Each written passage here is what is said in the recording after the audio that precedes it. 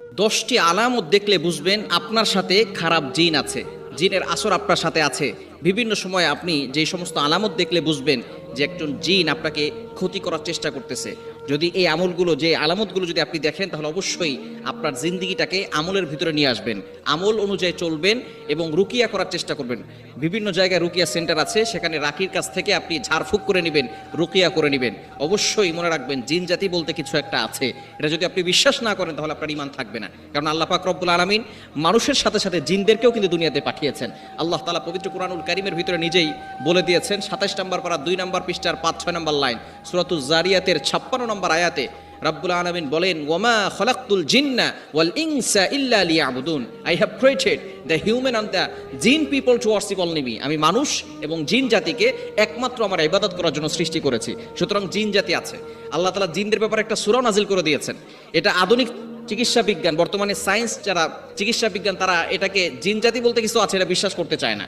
তবে যারা ঈমান এনেছে, আল্লাহর প্রতি বিশ্বাস স্থাপন করে, তাদেরকে অবশ্যই বিশ্বাস করতে হবে যে জিন জাতি বলতে কিছু একটা আছে। আল্লাহ তাআলা জিনদের ব্যাপারে একটা সূরা নাজিল করে দিয়েছেন।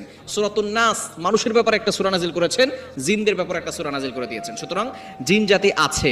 অবশ্যই এই 10টি আলামত আমরা খেয়াল করব, আমাদের ভিতরে যদি থাকে তাহলে কিন্তু জিন জাতির থেকে বাঁচার জন্য আমাদেরকে আমল করতে হবে। আমি শেষে কিছু আমলের কথা আপনাদেরকে বলে দিব, যে আমলগুলো করবেন, এবং অবশ্যই রুকিয়া সেন্টারে গিয়ে ঝাড়ফুঁক করে নেবেন শরীরে এবং সবসময় আমল করার চেষ্টা করবেন।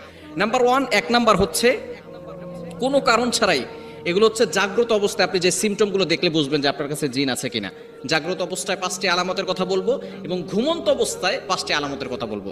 নাম্বার 1 নাম্বার হচ্ছে আপনি কোনো কারণ ছাড়াই দেখা যাচ্ছে সব সময় অলওয়েজ মাথা ব্যথা করতেছে, মাথা ব্যথা করে, চোখে ব্যথা নাই, বিভিন্ন জায়গায় কোনো সমস্যা নাই, আপনি চিকিৎসা করাচ্ছেন কোনো সমস্যা হচ্ছে না, বাস তারপরেও দেখা যাচ্ছে বিভিন্ন সময় আপনার মাথা ব্যথা করতেছে।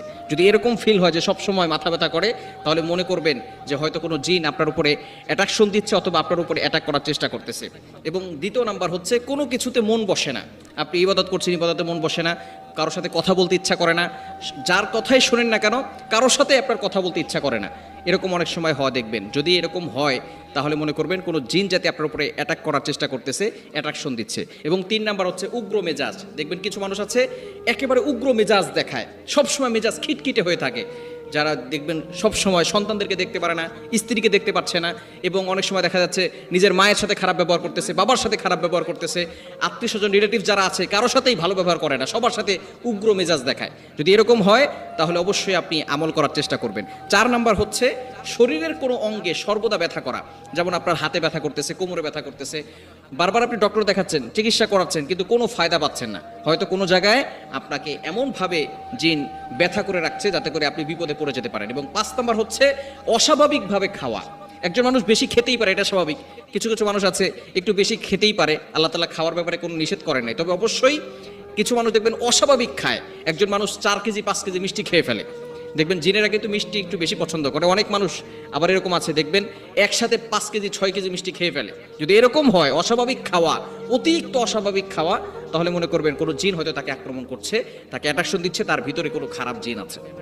এবং ঘুমন্ত অবস্থায় যে 5টি বিষয় দেখলে মনে করবেন যে আপনার উপরে জিন অ্যাটাক করতে পারে। প্রথম 5টি বললাম।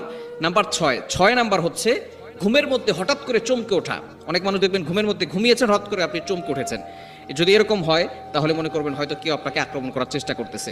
এবং 7 নাম্বার হচ্ছে খুবই গুরুত্বপূর্ণ, সেটা হচ্ছে ভয়ঙ্কর স্বপ্ন দেখা। আপনি মানুষের মাথা দেখতেছেন, কঙ্কাল দেখতেছেন, ভয়ঙ্কর ভয়ঙ্কর স্বপ্ন আপনি রাতের বেলা যখনই ঘুমান তখনই আপনি ভয়ঙ্কর স্বপ্ন দেখেন। যদি এরকম দেখেন তাহলে কিন্তু অবশ্যই আপনি আমল করার চেষ্টা করবেন। এবং 8 নাম্বার হচ্ছে উঁচু জায়গা থেকে নিচে পড়ে যাওয়া। আপনি স্বপ্ন দেখতেছেন যে আপনি বিল্ডিং এর ছাদ থেকে নিচে পড়ে যাচ্ছেন, অথবা আপনি বিমানে উঠেছেন, সেখান থেকে কেউ আপনাকে ফেলে দিয়েছে, আপনি সেখান থেকে শুধু পড়তেছেন, কেউ আপনাকে ধরতেছে না।